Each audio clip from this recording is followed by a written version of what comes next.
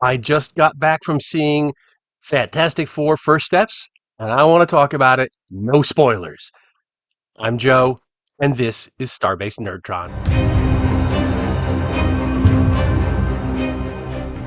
So I wanted to get a spoiler-free review of this out there as soon as I could. I will do a spoilerific review later on, probably for the normal Tuesday drop. But I wanted to get this out there because I just got back and I want to do it while it's still fresh in my mind. First of all, though, I got to share some of the. I went to an AMC theater and I went in on some of the collectible things. We got Herbie, and he has a little light in his eye, and plays some of the music and stuff. I can only do a second of that because I don't want to strike. And it's got all these little compartments in here. You know, it's got a soda thing on the top, and it's got a popcorn thing on the back. It is, and it's just fantastic. Fair warning, I'm going to be using that word a lot in this review, and I don't mean it as a pun or to be cute. Um, and I also got what it seems to be a life-size replica of Galactus's head. The Galactus head also, the eyes light up, and it's got this mammoth popcorn thing in there. Now that I look at it, I wish they had actually filled it with popcorn because that would have been like two normal larges on it or something in there. So I did get these.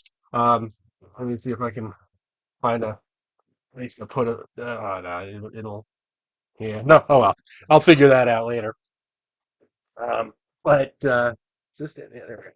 All right, so fun stuff out of the way. Now, more fun stuff. Fantastic Four. Let's get the uh, housekeeping out of the way. There are two post-credit scenes. Well, there's one mid-credit scene and there's one post. So do stick around through the credits. It's pretty cool. The mid-credit scene is wow, and the second one is just a very cute throwback to something that they showed in the movie. Um, in terms of the acting, let's start there. I thought that everybody was really good. I didn't mind Ben Grimm not having the big, long, gravelly voice. I thought it worked out great. Him having that just a little bit of a lilting New York accent worked out very well. Johnny Storm, I thought was terrific. I thought the interactions between him and Ben were right on point. It felt real. It felt authentic. I loved Pedro Pascal as Reed Richards. I didn't think I would, because let's face it, he is overexposed at this point. But he did such a good job. He's playing him almost as this almost autistic. You know, he's definitely on the spectrum in terms of how he can relate to other human beings, except for Sue, and even Sue at times. And he's got all this guilt for what happened to them. Um, so he's carrying that very, very well. The actress who's playing Sue Storm, on the other hand, um, I think she did an okay job. I don't think she gelled as well as the other three members of the Fantastic Four. I thought she was a little too wooden at times in her performance, especially when she's supposed to be like screaming in anger, and she kind of it doesn't feel right. It doesn't feel authentic at times. Um, but it didn't ruin the movie for me. It was, she was good. She just wasn't as good as the other three. That's for that. The music is horrific. The score is very harkens back to older MCU movies before they thought they had to throw classic rock into every frickin' movie. They didn't do that here. It's a very much of a heroic orchestral score. There were the Galactus theme is suitably menacing. It was just really, really, really well done. One of the highlights. It's a very bright and vibrant film. A lot of blue, maybe a little too much blue, but it's the Fantastic Four, and blue is their color. That's what they're supposed to be. That yeah. So I get why, but it's like blues and chromes. But when you're looking at uh, uh, New York City, for example, there's all the cars and everything. These vibrant, just colors everywhere. It's really, really well done. I thought Silver Surfer was very well done. The CGI on her is great. I don't care that they used a female surfer, which has happened in the comics. I know it's kind of a late thing, but yeah, it actually worked for this movie to have the female Silver Surfer in there. So that didn't bother me at all. And the relationship that they build in the movie, and you'll see what I'm talking about, actually works and pays off. And Galactus. Oh my God. It was absolutely absolutely on point. I mean, there's one shot that really when he's first revealed that really evokes one of the comic book covers.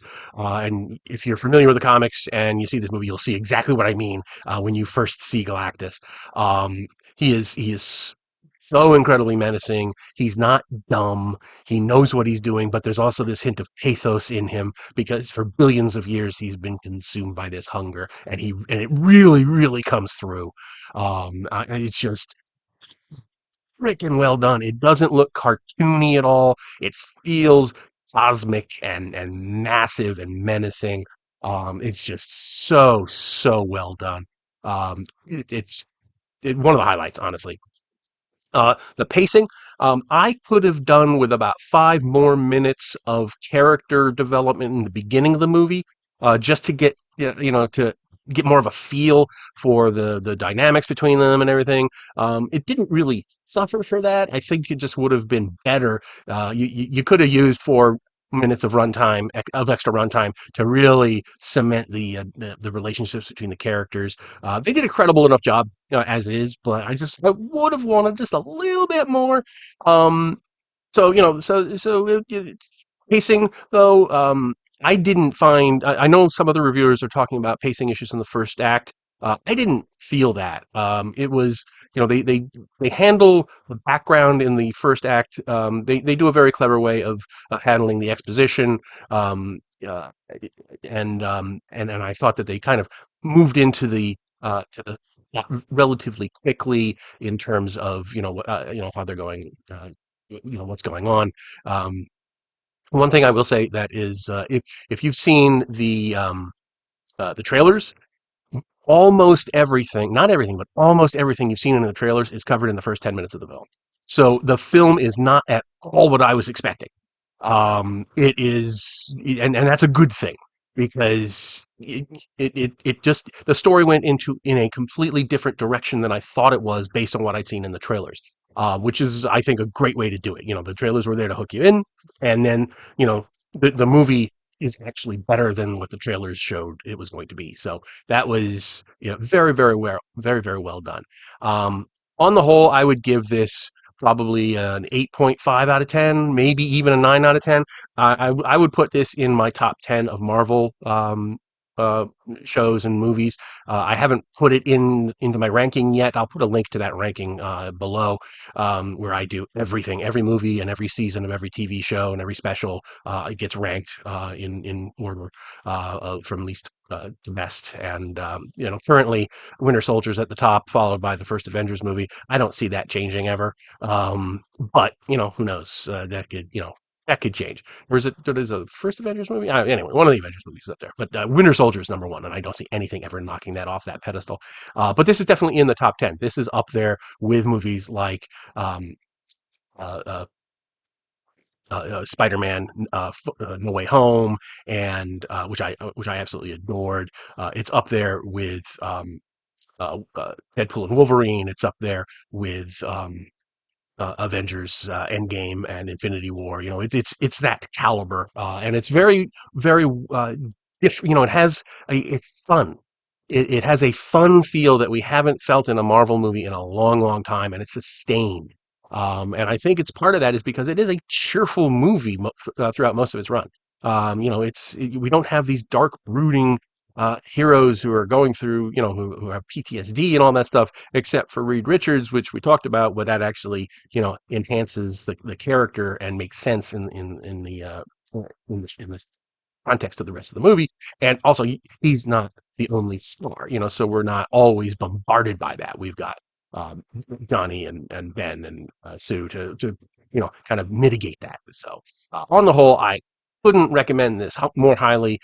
It is definitely one of the best movies I've seen this year. It's, like I say, top 10 probably in my MCU ranking.